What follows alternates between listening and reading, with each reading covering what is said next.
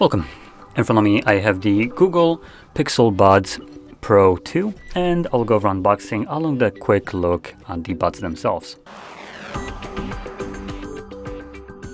So anyway, I'll just pop it open. We do have a kind of like a pull tab at the back.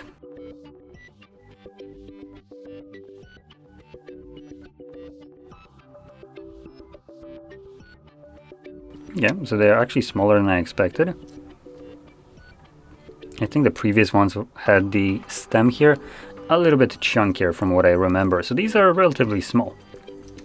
Anyway, let's also see, we have in here extra small, small, and a large ear tips. And I do have to give them props. I really like the way that they packaged this with a label right here, visible and all separated. That's pretty neat. And then on the inside we also have the instructions, and yeah, that's about it. Now these buds are obviously trying to go more for the AI crap, so they do come with a processor apparently that is designed for the AI. So quickly going into the their website, they are marketing this as a small, light, and ideally fitted. I am translating this as I go.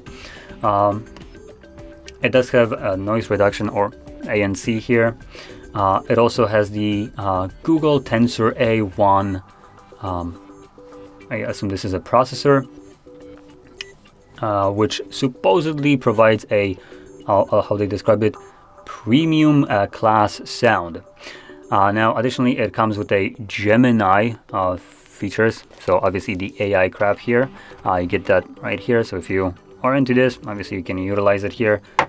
But as these are earbuds, I think these might not be as great for, or personally I wouldn't be using that. I use earbuds to listen to music, not have a conversation with artificial intelligence, but to each their own. And they also advertise that the buds have, or buds along with the case, have a 34-hour runtime. So there we go.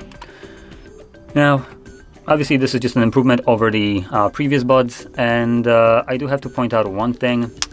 The design-wise, they do feel pretty nice. The fact that the buds are relatively small is also pretty neat, though they do kind of gonna be protruding a bit from your ear. As you can see, this is relatively a kind of bulky design in terms of how the stem protrudes.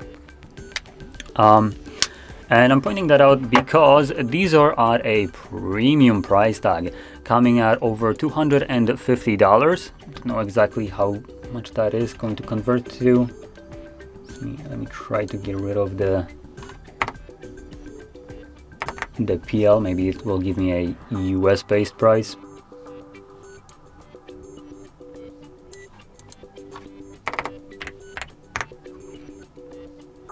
Nope, it's still trying to give me the US or Polish one.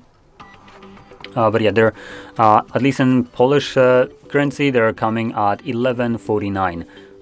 So they are pretty expensive, and they are competing with like the top Sonys and other over-the-ear headphones. So yeah, they don't come cheap. So they better be freaking fantastic for this price tag. But anyway, that's kind of what I wanted to talk about right here. So with that being said, if you found this video helpful, don't forget to hit like, subscribe, and thanks for watching.